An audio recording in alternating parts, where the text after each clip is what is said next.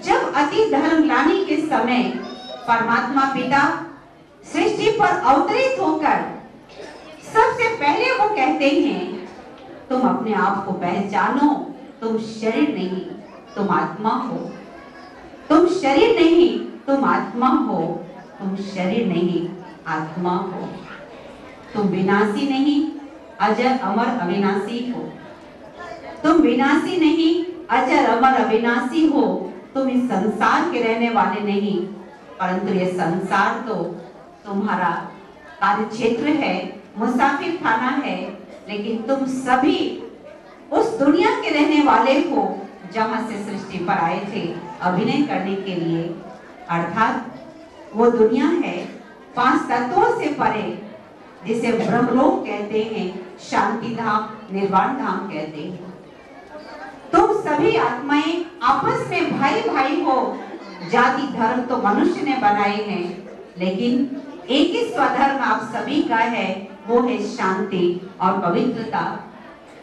आप सभी आत्माओं का एक ही तरह के मूल गुण है, ज्ञान, सुख, शांति, प्रेम, आनंद, पवित्रता। अर्थात अपने स्वधर्म को पहचानो, अपने स्वदेश को पहचानो और अपने जन्म सिद्ध अधिकार को पहचानो। जब आप ईश्वर पिता के बच्चे हो तो सुख शांति आपका जन्म सिद्ध अधिकार है, उसे कभी नहीं भूलो। लेकिन अधिकार कब मिलता है? अधिकार कब मिलता है? सिर्फ मांगने से नहीं, सिर्फ ढूंढने से नहीं, किसी को धमका के नहीं, किसी पैसे से नहीं, किसी पद से नहीं, लेकिन अधिकार मिलता है उस पिता ने हमें शरीर दिया है श्रेष्ठ कर्म करने के लिए। जितना जितना अपने मन, वचन और कर्म से दूसरों को शांति और सुख देंगे तो अनेक आत्माओं की भी आशीर्वाद मिलेगी और उस परमात्मा पिता से भी दुआएं मिलेगी। फिर परमात्मा अपना भी परिचय देते हैं कि मैं सभी मनुष्य आत्माओं का पिता, सभी धर्म पिताओं के भी पिता, सभी देवताओं के भी पिता, परम पिता परमात्मा एक हूं, जिसका रूप तुम आत्मा के समान है। जैसे तुम आत्मा का रूप इन आंखों से देखा नहीं जा सकता, उसी प्रकार मेरा रूप भी इन आंखों से देखा नहीं जाता, लेकिन अनुभव किया जा सकता है। मैं शांति का सागर, प्रेम का सागर, सुख का सागर, आनंद का सागर हूँ।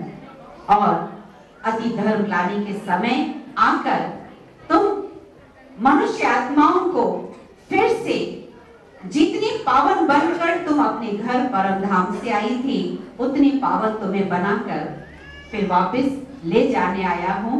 याद रखो, शिव बाबा की बारात बहुत प्रसिद्ध होती है ना। शिव बाबा की बारात में देवी देवता भी होते हैं, साधु संत भी होते हैं, तो भूत प्रेत भी होते हैं। क्योंकि एक तरफ जहां शिव बाबा भोलेनाथ है, बहुत प्यार से समझाते हैं, बहुत सहज प्रसन्न होते हैं, लेकिन वो चतुर सुजान भी है और साथ साथ वो महाकालेश्वर भी है। अगर हम उनकी प्यार से आज्ञा का पालन करेंगे तो वरदानों की बरसात होगी हम पर। लेकिन अगर इस ज्ञान को अनसुना करेंगे, हंसी उड़ाएंगे, मजाक करेंगे, तो निश्चित रूप से आसुरी प्रवृत्ति से संपन्न रह जाएंगे। असुर कहलाते हैं वही जो 5 भूतों के वश है, 5 विकारों के वश है। लेकिन जाना तो उनको भी होगा। कई लोग हमें कहते हैं क्या जरूरत है आध्यात्मिक ज्ञान के रोज सुनने की, जिसको कोई प्रॉब्लम हो वही सुने। अरे प्रॉब्लम अगर नहीं भी है तो बड़ी जोर शोर से प्रॉब्लम आने वाली है। ये शिव बाबा के महावाक्य हैं, जो हम सभी ने जापान की घटना को देखा, केदारनाथ जी के समय का देखा। ऐसी ऐसी भयंकर घटनाएं होने वाली है, क्योंकि इस पाप की दुनिया को बदलकर देवताई दुनिया को फिर से आना है। भारत जो पहले देवभूमि था, फिर देवभूमि बनेगा। तो जैसे श्री लक्ष्मी नारायण जी का राज्य आता है, लक्ष्मी जी के पूजा के पहले दीपावली में हम सभी सफाई करते हैं, तो इस संसार की भी तो सफाई होगी ना। कितनी गंदगी है चारों तरफ, दृष्टि वृत्ति कितनी खराब है लोगों की, इसकी सफाई होगी तो जो आत्माएं शिव बाबा के ज्ञान से और शिव बाबा की शक्ति से अपने आप को नहीं बदलते वो सजा खाकर जाएंगे। उसी की निशानी है शिव बाबा के बारात में भूत प्रेत। तो फिर क्या होता, ज्ञान के बरसात ऐसी आत्माओं पर अवश्य होती है, वरदान की बरसात ऐसी आत्माओं पर अवश्य होती है। ऐसी आत्माओं पर शिव बाबा के ज्ञान और शक्ति की बरसात जैसे जैसे होती है तो फिर ऐसे ज्ञान का रंग चढ़ जाता, ऐसे सच्ची सुख शांति का रंग चढ़ जाता, सारी मनोविकारों की गंदगी निकल जाती और फिर ज्ञान के रंग में रंग जाने वाली आत्मा इतनी मस्त होती है जो मनुष्य को सम्मान दे या नहीं दे वो कभी डिस्टर्ब नहीं होगी। कोई भौतिक वस्तु उसे मिले या ना मिले कभी वो डिस्टर्ब नहीं होंगे। ज्ञान में रंगने वाली आत्मा के दिल से निकलता है, वाह बाबा वाह, वाह मेरा सौभाग्य वाह, और वाह संगम युग वाह। तो एक होली का ये अर्थ है और आज आवश्यकता है इस सच्ची होली को मनाने की, क्योंकि रंगों की होली पानी को भी बर्बाद करती है, समय को भी बर्बाद करती है और कई सारी मर्यादाएं भी उल्लंघन हो जाती है। पता भी नहीं चलता होली में किस किस तरह की मर्यादा उल्लंघन होती है। साथ साथ पैसे की कितनी बर्बादी होती है, स्किन की कितनी प्रॉब्लम होती है, पानी का प्रदूषण होता है। बदलते हुए परिवेश में हम सभी को शिव बाबा का ये संदेश है, इस प्रदूषण वाली होली को न मनाकर इस ज्ञान की होली को मनाएं। दूसरी बात, एक होली का मतलब बीत जाना, जो बीत गई। मनोवैज्ञानिकों का कहना है कि मनुष्य आजकल अधिकांश मनुष्य बीती हुई बातों में ज्यादा डिस्टर्ब रहते हैं। वर्तमान ठीक है, वर्तमान बहुत सुखद है, लेकिन बीती हुई बातों को दिमाग से निकालते नहीं हैं। बहुत सारी अलग अलग फाइल बनी होती है उसके दिमाग में। फलाने ने मेरे साथ फलाने समय पर ऐसा किया, मेरे साथ ऐसा हुआ, मेरे साथ ऐसा हुआ, मेरे साथ ऐसा हुआ। जब जब समय मिला और जब जब समय निकाला उसी बातों का चिंतन बार-बार याद करते रहे तो फिर क्या मिलता, तरह तरह की बीमारियां मिल जाती है। फिर डॉक्टर के पास जाते हैं तो डॉक्टर बताते हैं आप निश्चिंत रहिए, तनाव मुक्त रहिए, परंतु कैसे रहे, कहेंगे कैसे रहे, मेरा भाग्य ठीक नहीं है, भगवान ने मेरे साथ ठीक नहीं किया है, ऐसी ऐसी दुखद घटना मेरे साथ हुई है। याद रखें क्या, अब उसको नहीं मिटाया जा सकता है, लेकिन शिव बाबा का कहना है कि बीती हुई बातों से शिक्षा ले लो। जीवन की कोई भी घटना, चाहे डायरेक्ट या इनडायरेक्ट, जीवन की हर घटना हमें सिखाने आती है। जीवन की हर घटना हमें सिखाने आती है, चाहे डायरेक्ट या इनडायरेक्ट। जब तक हम उस घटना से अच्छी बातें नहीं सीखते, वो घटना का प्रभाव हमारे दिमाग से घटने वाला नहीं है। जैसे किसी जगह पर कोई टेलीफोन बार बार बज रहा है, बहुत ज्यादा बज रहा है, सुनने वाले को क्या लगेगा, वे उठा लो ना, कितनी देर से बज रहा है।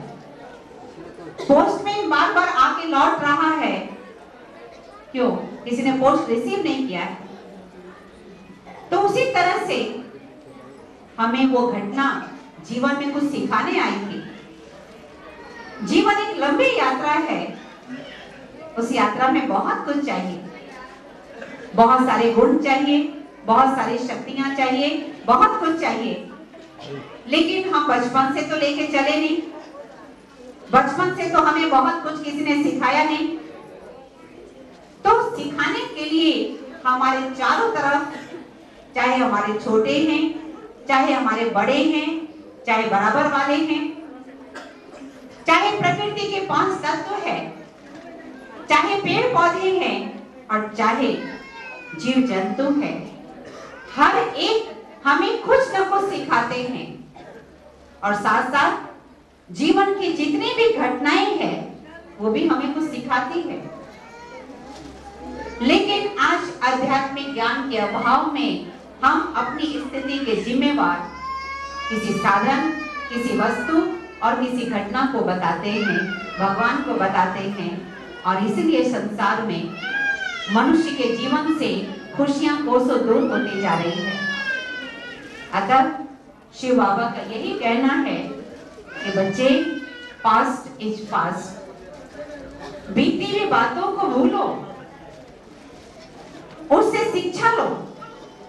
ये कभी नहीं सोचो कि सामने वाले की ही सारी गलती थी, आपकी भी गलती थी। ये हो सकता है कभी सामने वाले की गलती 50% हो और आपकी भी 50% हो, कभी सामने वाले की गलती 95% हो, आपकी भी 5% हो, लेकिन 5% भी तो थी ना, 5% भी तो थी ना, 2% भी तो थी ना। आप सिर्फ ये करो, खुद को बदल लो। इसी का मिसाल दिखाया गया है।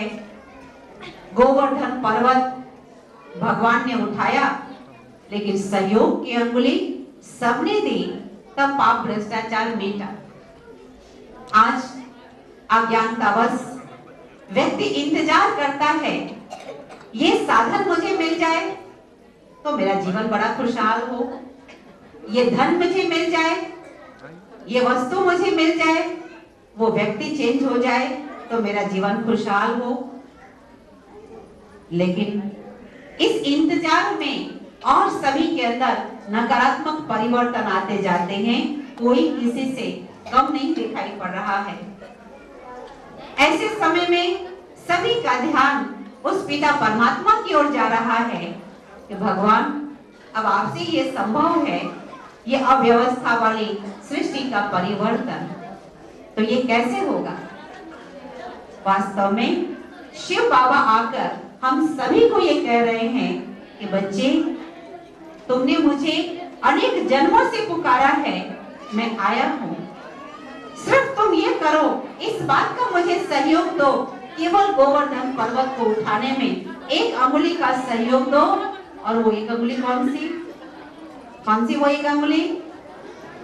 कि बस मैं खुद को बदल लूंगा, अपनी जिम्मेवारी ले लो। हर एक अगर खुद को बदलने की जिम्मेवारी ले लेंगे तो विश्व का परिवर्तन अपने आप हो जाएगा। मेरे ख्याल से इसी बात को आपने ऊपर समझते हुए बुराइयों को छोड़ने वाला फॉर्म भरा है आप सभी ने। जिन्होंने भरा वो हाथ उठाए, जिन्होंने भरा वो हाथ उठाए, और जो ऊपर नहीं गए हैं वो ऊपर जरूर जाए। ठीक है, हाथ नीचा करें। बहुत सारे आपने इतने फॉर्म भरे हैं कि रावण बन गया है उन सभी को भर के, और रावण जलने वाला है बाहर। तो केवल हम खुद को बदलने की जिम्मेवारी लें, क्योंकि जब भारत भूमि में सभी पधार रहे हैं तो हम आपने करते समझे।